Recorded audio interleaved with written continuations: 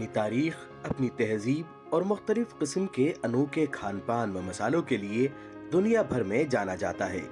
पूरी दुनिया से बड़ी तादाद में लोग भारतीय सकाफत से रूबरू होने के लिए यहाँ आते हैं।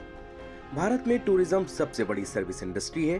भारत की जीडीपी में सयाहत की हिस्सेदारी तकरीबन 6% है। मुल्क व बैरून मुल्क से लाखों सैलानी अपनी छुट्टियों का लुत्फ लेने के लिए भारत के अलग अलग तारीखी मुकामात का रुख करते हैं। भारत में मुतअद्दिद ऐसे तारीखी मुकामात हैं जिनकी जानिब हर सयाह का दिल रागिब जरूर होता है। यूनेस्को की वर्ल्ड हेरिटेज लिस्ट में भारत 42 तारीखी मुकामात के साथ एक आला मुकाम रखता है। भारत के शहरी होने के नाते हम सबकी ये जिम्मेदारी भी है कि हम अपनी विरासत और मॉन्यूमेंट्स की हिफाजत करें। भारत के बारे में बहुत सी मालूमात हमें इन तारीखी इमारतों से ही हासिल होती है, क्योंकि भारत का इतिहास इन कदीम इमारतों में दर्ज है। आजाद भारत में भी इस बात पर संजीदगी से गौर किया गया कि भारत की तहजीब व सकाफत का तहफ़्फ़ुज़ किया जाए, और इसी ज़िम्न में 8 दिसंबर सन 1958 को लोकसभा से मंजूर हुआ the ancient monuments and archaeological sites and remains act. इस कानून का मकसद आसार कदीमा के मुकामात, तारीखी यादगारों और कौमी अहमियत की हामिल इमारतों, मुजस्समों, नक्शो निगार के तहफ़्फ़ुज़ और आर्कियोलॉजिकल सर्वे की खुदाई से मुताल्लिक ज़ाब्ते तय करना है। कानून के तहत ये भी वाज़ेह किया गया कि कौन सी इमारतों को नेशनल हेरिटेज करार दिया जाएगा, और मजीद ये कि इन तारीखी यादगारी इमारतों के 100 मीटर के दायरे में किसी तरह की कोई तामीर नहीं होगी। वक्त और ज़रूरत के मुताबिक इस कानून में अब नई तब्दीली का भी इम्कान है। आज की इस पेशकश में भारतीय सकाफत के तहफ़्फ़ुज़ में इस कानून की अहमियत पर रोशनी डाली जाएगी। अपना मुल्क अपना आइन, शक्ति संविधान की। नाज़रीन आदाब। हज़ारों साल पुरानी भारतीय तहजीब पर हर भारतीय को फ़ख्र है। दुनिया भर से लाखों टूरिस्ट भारत की तहजीब व सकाफत के दर्शन करने यहाँ आते हैं। हमारे देश में हज़ारों एक ऐसे मकामात हैं जो हमारी कदीम विरासत को बयान करते हैं, जिनकी दीवारों पर हमारी तारीख़ तहरीर है, और इसीलिए इन हिस्टोरिकल मॉन्यूमेंट्स का तहफ़्फ़ुज़ करना हम सब की जिम्मेदारी है। सन 1958 में सरकार ने एक कानून बनाया जिसका नाम है the ancient monuments and archaeological sites and remains act. आखिर क्या है ये कानून? इसके तहत किस तरह हमारी तारीख़ी विरासत को सजोए रखने की और इसके तहफ़्फ़ुज़ की जिम्मेदारी दी गई, और किन लोगों को ये जिम्मेदारी दी गई? आखिर इसके क्या कुछ प्रावधान हैं, क्या कुछ इसमें सेक्शंस हैं, और अगर हमारे मॉन्यूमेंट्स को कोई नुकसान पहुंचाने की कोशिश करता है तो उसके लिए सज़ा का क्या इंतज़ाम है?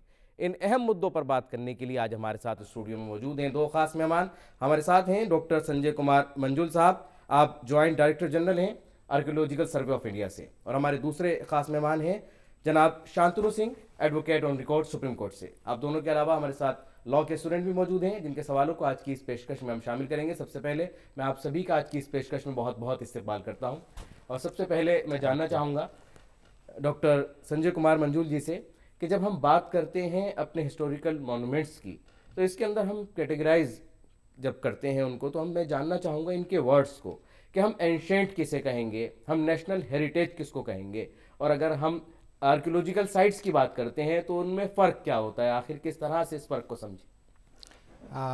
बहुत बहुत धन्यवाद। जैसा कि हम जानते हैं कि the ancient monuments and archaeological sites and remains act, जिसे हम शॉर्ट फॉर्म में AMASR रिमेन्स एक्ट भी हम कहते हैं, MSR एक्ट भी कहते हैं हम। उसमें बेसिकली कई चीज़ों को समाहित किया गया है, जिसमें आप ये समझ सकते हैं कि किसको हम एंशिएंट मॉन्यूमेंट की कैटेगरी में रखते हैं। तो सबसे पहले जो उसकी जिस्ट है वो है कि कोई भी स्ट्रक्चर जो राष्ट्रीय महत्व का हो और उसका कोई हिस्टोरिकल, कल्चरल, रिलीजियस या कोई बहुत इम्पॉर्टेंट कोई एस्पेक्ट हो, जिसके कारण उसे राष्ट्रीय संरक्षित घोषित किया गया हो इस प्रावधान एक्ट के प्रावधान के तहत, उसको हम संरक्षित स्मारक की श्रेणी में रखते हैं, और उसका कम से कम आयु 100 ईयर्स ओल्ड होना चाहिए। और जैसा कि मैंने बताया कि उसका सांस्कृतिक या heritage value, political value, outstanding value होना चाहिए, और इस आधार पे एक गजट नोटिफिकेशन के आधार पे हम इसको संरक्षित स्मारक घोषित करते हैं। उसके साथ साथ जो रिमेन्स है, आर्कियोलॉजिकल रिमेन्स, आपने देखा होगा बहुत सारे गांव में बहुत सारे टीले हैं जिसकी खुदाई होती है, जिसका एक्सकवेशन होता है, और उस एक्सकवेशन से बहुत सारे जो आर्कियोलॉजिकल फाइंडिंग्स हैं वो प्रकाश में आते हैं। तो ऐसे जो पूरा स्थल है उसको हम साइट्स एंड रिमेन्स कहते हैं, आर्कियोलॉजिकल साइट्स एंड रिमेन्स कहते हैं।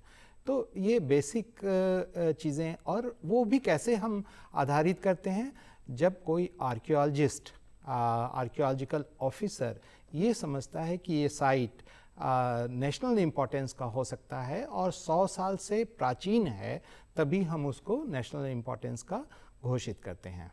बहुत अच्छा आपने इसकी वजाहत की। अब मैं शांतनु जी से जानना चाहूँगा कि जब हम बात करते हैं, क्योंकि आपके पास भी कुछ केसेस इस तरह के रहे और आपने इन मामलात के अंदर पैरवी भी की है, हमारे देश के अंदर जो ये हमारे मॉन्यूमेंट्स हैं या हिस्टोरिकल हमारी साइट्स हैं, इनको प्रोटेक्ट करने में इस कानून ने क्या और किस तरह से भूमिका निभाई है अपनी अब तक? देखिए, जो करंट रिजीम है उसको समझने से पहले हमें ये जानना ज़रूरी होगा कि ये कहाँ से ओरिजिन हुआ है, इसका ओरिजिनेशन कहाँ से होता है।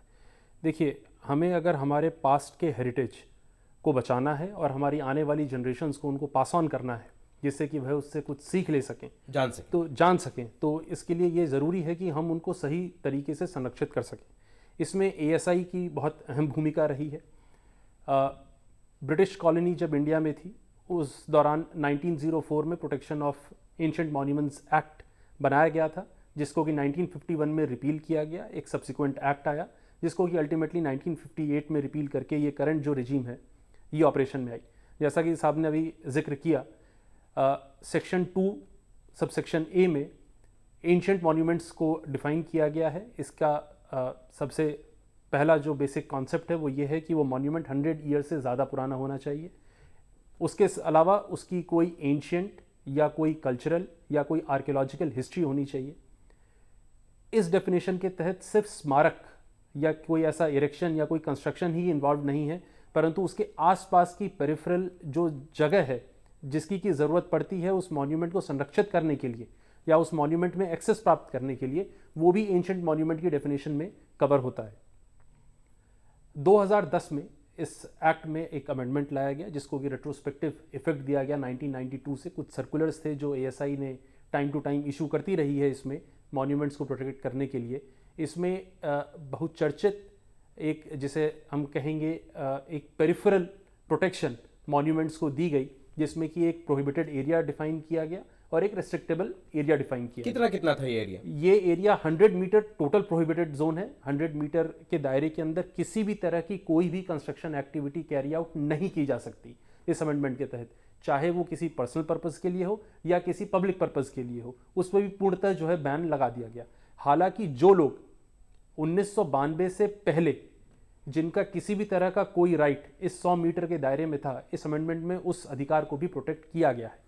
इसका मतलब ये हुआ कि 1992 के पहले यदि किसी का घर इस 100 मीटर के प्रतिबंधित क्षेत्र में था तो उससे वो प्रॉपर्टी नहीं ली गई, परंतु उसके किसी भी तरह के रीडेवलपमेंट या कंस्ट्रक्शन एक्टिविटी या रीमॉडलिंग के लिए उन्हें सबसे पहले एक एक्सपर्ट एडवाइजरी कमेटी से परमिशन लेनी होगी। विदाउट दैट परमिशन ये कंस्ट्रक्शन किसी भी रूप से जो है परमिटेड नहीं है। ASI के पास पूर्णतः पावर है ऐसे किसी भी कंस्ट्रक्शन को रोकने की, ऐसे किसी भी इंक्रोचमेंट को हटाने की। इसके लिए वो सिविल कोर्ट का रुख अख्तियार कर सकते हैं, लेकिन उनको वहां से हटाया नहीं जाएगा। जो 1992 उनको हटाया से नहीं रह रहे हैं, जाएगा। उनका जो प्रॉपर्टी राइट है उसको भी मेंटेन बिल्कुल बिल्कुल 1992 के पहले की जो प्रॉपर्टी राइट्स हैं वो बरकरार रहेंगे, परंतु 2010 के बाद किसी भी तरह की कोई भी एक्टिविटी यहाँ कैरी आउट नहीं की जा सकती। उसके बाद एक फर्दर जोन है जिसको कि रेस्ट्रिक्टेबल एरिया अगर हम आम भाषा में कहें तो कहा जा सकता है, जिसका कि पेरिफेरल 200 मीटर का रेडियस है फ्रॉम दी मॉन्यूमेंट। इस पर्टिकुलर एरिया में जो 100 मीटर से 200 मीटर की जो फासलात है, इसके बीच में जो भी कंस्ट्रक्शन एक्टिविटी होती है ASI उसको मॉनिटर करती है, परंतु उसके लिए कोई प्रायर परमिशन की ज़रूरत नहीं है। हालांकि किस वेरिएंस में वो कंस्ट्रक्शन होगी, किस डिग्री की कंस्ट्रक्शन होगी, किस एक्सटेंट तक वो कंस्ट्रक्शन की जाएगी, इसको एएसआई जो है मॉनिटर कर सकती है। इसके अलावा इस पर्टिकुलर एक्ट में एक प्रावधान और किया गया 2010 के अमेंडमेंट के बाद। इसमें नेशनल मॉन्यूमेंट कमेटी बनाई गई, जिस कमेटी को पूरा जो है भार दिया गया कि मॉन्यूमेंट्स को कैसे प्रिजर्व करना है, मॉन्यूमेंट्स को कैसे हम बेटर एक्सेस दिला सकते हैं टूरिस्ट के लिए, और किन किन मॉन्यूमेंट्स को हमें किस कैटेगरी में डालना है। क्या वो मॉन्यूमेंट नेशनल इंपॉर्टेंस के हैं, क्या वो मॉन्यूमेंट स्टेट इंपॉर्टेंस के हैं, क्या वो वर्ल्ड हेरिटेज साइट है, उनको कैसे क्लासीफाई करना है, वो रोल जो है इस कमेटी को दिया इस कमेटी को दिया गया। मंजूर जी कुछ कहना चाह रहे हैं, मुझे लगता है शायद इसके ऊपर। जी दरअसल अगर हम सबसे पहले ये समझें कि 2010 में अमेंडमेंट और वैलिडेशन आया, जिसमें जो एक्चुअल एक्ट था 1958, उसमें कुछ प्रावधान इंक्लूड किए गए, और उसमें मुख्य रूप से जैसा कि शांतनु जी ने बताया कि 100 मीटर और 200 मीटर, तो 3 वर्गीकृत किया गया। एक जो प्रोटेक्टेड एरिया है, जहां संरक्षित स्मारक है, और उसका पेरिफेरल एरिया जिसमें रूइंस या और कुछ भी होने की संभावना है, और जिसे नोटिफिकेशन के तहत उसको प्रोटेक्टेड एरिया डिक्लेयर किया गया। उस सराउंडिंग से चारों तरफ के एरिया का जो 100 मीटर है उसे हम प्रोहिबिटेड जोन कहते हैं, और फर्दर 200 मीटर उससे वो है रेगुलेटेड जोन। जो प्रोहिबिटेड जोन है वहाँ किसी भी तरह का कंस्ट्रक्शन बैन है, एक्सेप्ट जो 92 के पहले उसको रिनोवेशन, और उसके परमिशन के लिए आपको अप्लाई करना होगा कॉम्पिटेंट अथॉरिटी के पास, और उसमें आप रिनोवेशन कर सकते हैं, उसका रिपेयर कर सकते हैं, लेकिन further extension either in the vertical और हॉरिजेंटल आप उसमें अलाउड नहीं है। लेकिन पब्लिक एमिनिटीज़ जो है, अगर archaeological survey of India, archaeological officer अगर ये चाहता है जो मॉन्यूमेंट सेंट्रिक हो, वो डेवलपमेंट हो सकता है। उस समय अमेंडमेंट के समय एक मॉन्यूमेंट अथॉरिटी बनाया गया, और उस मॉन्यूमेंट अथॉरिटी का ये रोल था कि फर्दर 200 मीटर का जो रेगुलेटेड जोन है, उस जोन में किसी भी तरह का प्रोजेक्ट कंस्ट्रक्शन होगा, उसके लिए कॉम्पिटेंट अथॉरिटी को अप्लाई करना होगा। गोल्डी मीट मटन मसाले, जो आपके हाथ का मटन खाए जिंदगी भर आपका हो जाए। मंजूर जी, एक चीज़ हमने देखी कि इतना कानून होने के बावजूद, एएसआई के होने के बावजूद भी कुछ मोनूमेंट्स के बारे में बात सामने आई कि वो मोनूमेंट्स जो हैं या तो वो ख़राब स्थिति में हो गए हैं, या कुछ जगह पर उनकी तलाश की जा रही है। आखिर ऐसा क्यों हो जाता है, कानून के बावजूद भी और एएसआई के बावजूद भी? देखिए, सबसे बड़ी बात है कि जो मोनूमेंट बहुत तरह के हैं जो प्रोटेक्शन में आए हैं, और आज़ादी के पहले भी बहुत सारे मॉन्यूमेंट्स आए हैं जिनको बाद के एक्ट में सम्मिलित किया गया। उसमें बहुत सारे कई माउंट्स भी हैं जो बिलो द सरफेस है, कुछ बहुत छोटे मॉन्यूमेंट हैं, कुछ ये इंस्क्रिप्शंस हैं, या ऐसे जो माइनर मॉन्यूमेंट्स हैं। कई बार आप देखेंगे कि क्रेन सर्किल बरियल है जो सिर्फ सरफेस पे पत्थर रखे हुए हैं और वो बरियल ज़मीन के नीचे है।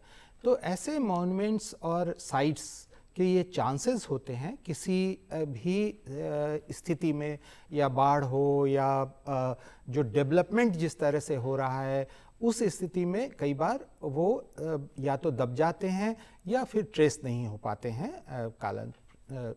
तो ऐसा कई बार होता है कि कई मॉन्यूमेंट्स अनट्रेसेबल हैं, जिसको हम टाइम टू टाइम ट्रेस करने की कोशिश करते हैं, और वो कई बार प्रकाश में भी आए हैं जो अभी तक अनट्रेसेबल थे। तो इसलिए ये बार बार ये प्रश्न उठता है कि वो मॉन्यूमेंट कहाँ गए या वो कैसे गायब हो गए।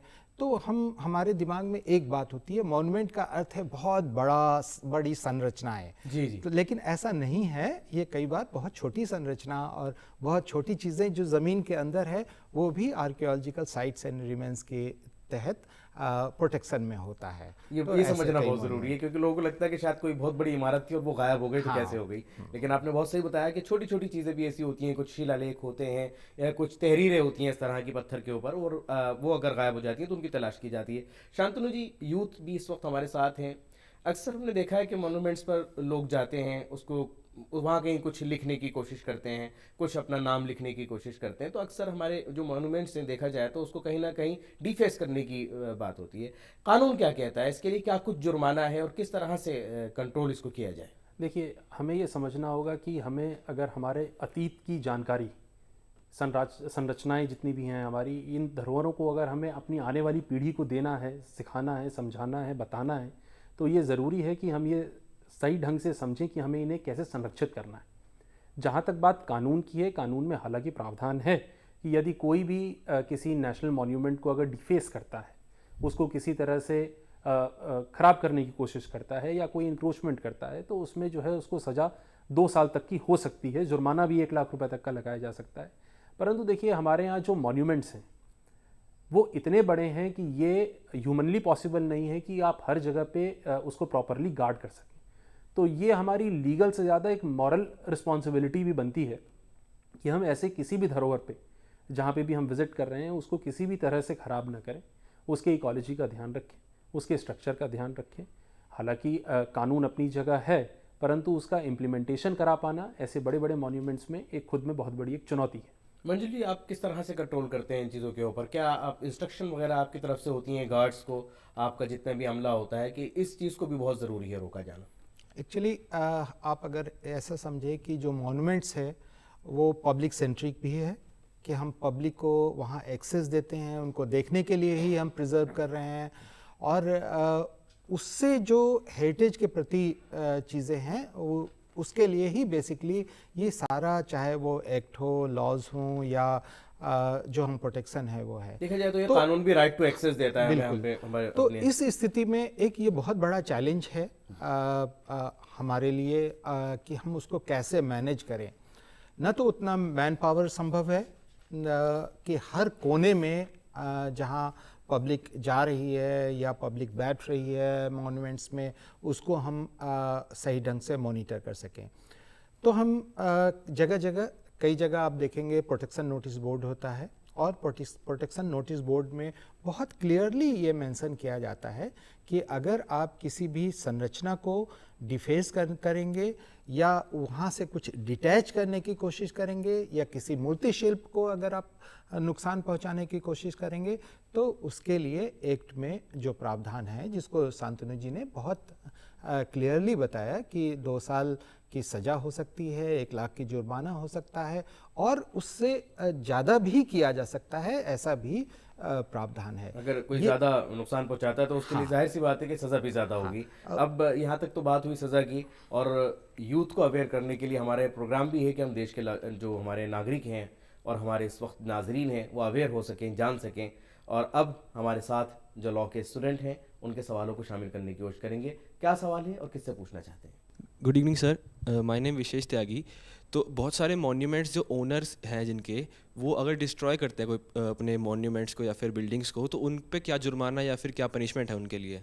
जी, शांतनु जी और मंजुल जी दोनों से ये सवाल है, क्योंकि अक्सर हमारे मॉन्यूमेंट्स ऐसे हैं लेकिन वो बहुत अच्छी कंडीशन में। देखिए, इसका जवाब 2 तरीके से दिया जा सकता है। फर्स्ट ऑफ ऑल, ऐसे जो भी मॉन्यूमेंट्स जिनका ओनरशिप राइट उनके ओरिजिनल ओनर्स के पास है, उस कंडीशन में एक्ट में एक प्रावधान है कि उनको एक अग्रीमेंट सेंट्रल गवर्नमेंट के साथ करना पड़ेगा, जिस अग्रीमेंट में सारी डिटेल्स उस प्रॉपर्टी की दी जाएंगी, जैसे कि मेंटेनेंस कैसे होगी, ओनरशिप राइट किसके पास रहेगा, एक्सेसिबिलिटी कैसे होगी उस प्रोजेक्ट की, उसकी कंस्ट्रक्शन रिनोवेशन कैसे होगी, क्या उसका लिमिटेड पर्पस ऑफ यूज़ हो सकता है आगे। गवर्नमेंट के पास पूरी ऑटोनॉमी है ऐसी कोई भी रिस्ट्रिक्शन लगाने की। ये तो रही एक बात। यदि इस ऑब्लिगेशन का किसी भी तरह से वायलेशन होता है तो गवर्नमेंट अपने स्तर पे उसको इम्प्लीमेंट कराने के लिए लोकल डिस्ट्रिक्ट कोर्ट्स में एप्लीकेशन फाइल कर सकती है। और यहाँ तक कि गवर्नमेंट को इतनी भी पावर दी गई है इस एक्ट में, यदि वो चाहे तो किसी भी डिफेस अगर कोई करने की कोशिश कर रहा है या किसी तरह से उस प्रॉपर्टी को नुकसान पहुँचाने की कोशिश कर रहा है, तो ऑटोनॉमस बॉडी है, उनके पास अनलिमिटेड अनफिटर्ड पावर्स हैं उस ओनर को रोकने की, जिससे कि उस प्रॉपर्टी को या उस मॉन्यूमेंट को फर्दर डिफेस ना कर सके। हालांकि इसमें पीनल क्लॉजेस भी हैं एक्ट में विच प्रोवाइड कि 2 साल तक की इम्प्रिजनमेंट एंड फाइन लगाया जा सकता है ओनर के ऊपर। बट गवर्नमेंट एजेंसीज़ के पास सफिशिएंट पावर्स हैं कि वो तुरंत भी अगर चाहें तो किसी को अपने स्तर पे भी रोक सकती हैं। यानी उनको देखा जाए तो कुल मिलाकर अधिकार नहीं है कि वो अपनी प्रॉपर्टी, जब माना कि उनका राइट्स अगर बनता है तो उसको तोड़ सकें, क्योंकि वो हमारे देश का एक धरोहर है, हमारा नेशनल हेरिटेज है, इस वजह से। चलिए सर मेरा नाम कुणाल कपूर है और मेरा सवाल ये है कि सर जो मॉन्यूमेंट होते हैं वो हमारी हिस्ट्री को दर्शाते हैं, हमारे कल्चर को दर्शाते हैं, लेकिन कहीं जगह आप जाओ मॉन्यूमेंट्स में तो उसमें बहुत ज़्यादा जो एंट्री फीस होती है वो हाई होती है, तो जो फॉरेनर्स है वो कभी कभी नहीं देख पाते। तो सर क्या ऐसा नहीं हो सकता कि हम एंट्री फीस वहाँ पे ना लगाएं ताकि फॉरेनर्स भी हमारे हिंदुस्तान का, हमारे भारत का कल्चर देखें? जी, बहुत अच्छा सवाल है। मंजुल जी से पूछना चाहूँगा सर, ये एक अहम सवाल है। ये इम्पॉर्टेंट है कि जो चीज़ें जहाँ हैं मॉन्यूमेंट्स पे, अगर आप टेंपल देखेंगे तो टेंपल की कार्विंग में जो चीज़ें ऊपर हैं उसका स्थान वहीं है, उसको हम कभी भी वहाँ से निकाल के या दूसरी जगह नहीं डिस्प्ले करते हैं।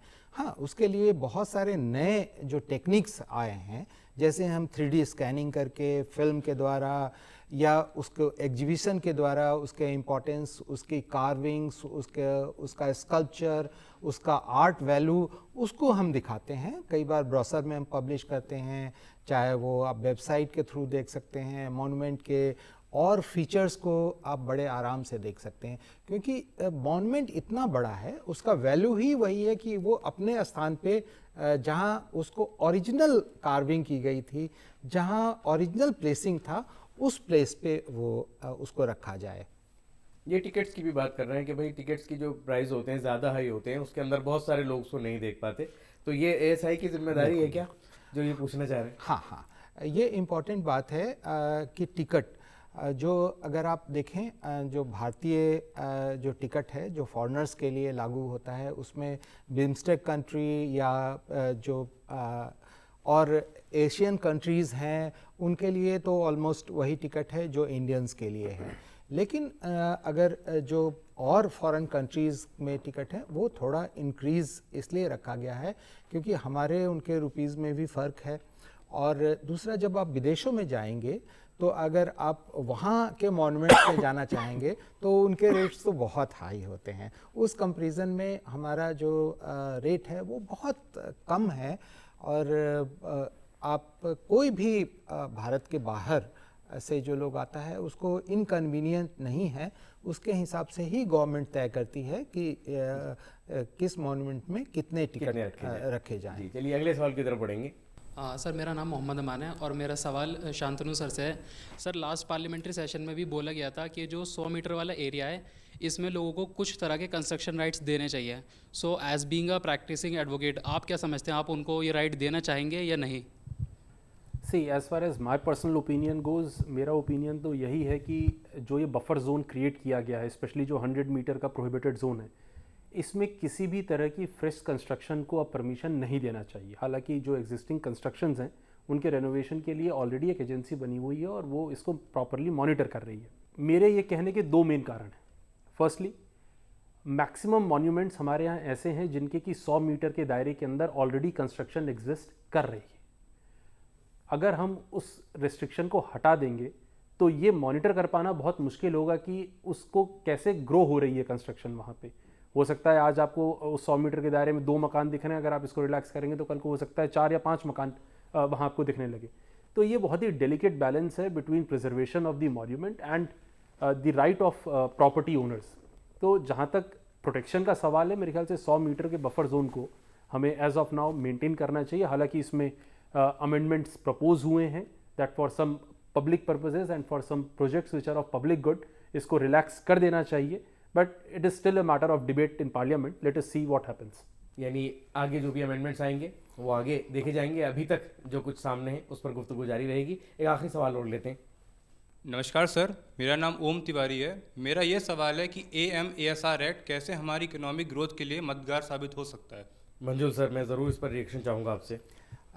सबसे पहले तो हम ये समझें कि ये जो एक्ट है ये हमको एम्पावर्ड करती है कि किसी भी राष्ट्रीय महत्व के मॉन्यूमेंट को संरक्षित रखा जाए, और उस संरक्षण के लिए जो प्रावधान दिए गए हैं, चाहे 100 मीटर हो या फिर रेगुलेटेड जोन हो, उस जोन को मॉनिटर कैसे किया जाए और मॉन्यूमेंट के एसेंस को, उसके एस्थेटिक्स को, उसके वैल्यू को कैसे एज इट इज़ बरकरार रखा जाए। इसके लिए आज आपको मालूम है कि पूरी दुनिया में जो टूरिज़्म डेवलपमेंट है वो इम्पॉर्टेंट है, और टूरिज़्म एक बहुत महत्वपूर्ण एस्पेक्ट है इकोनॉमी का।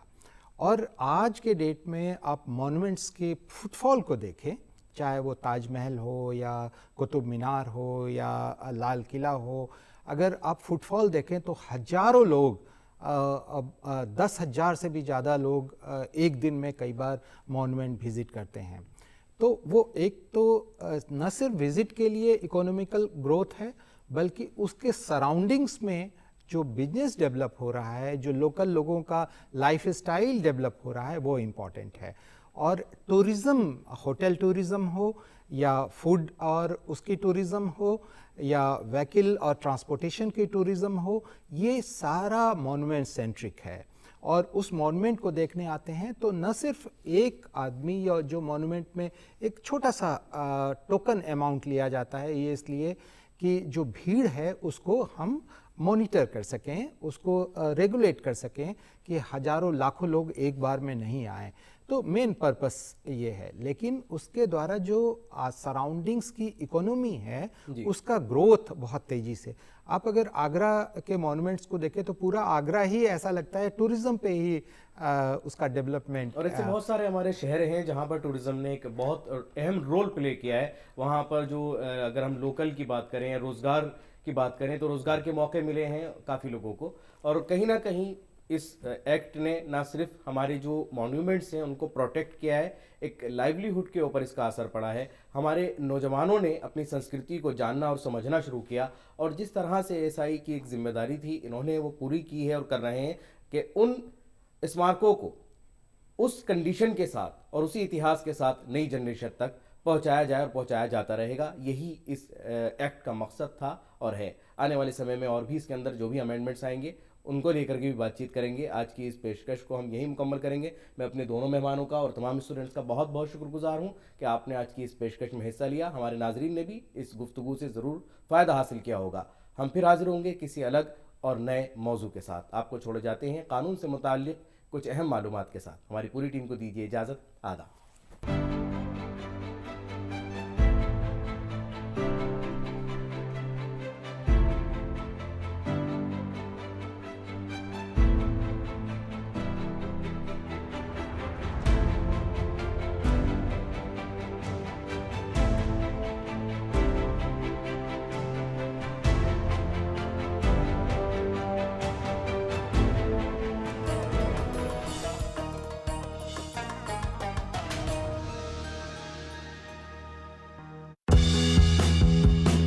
मन की बात।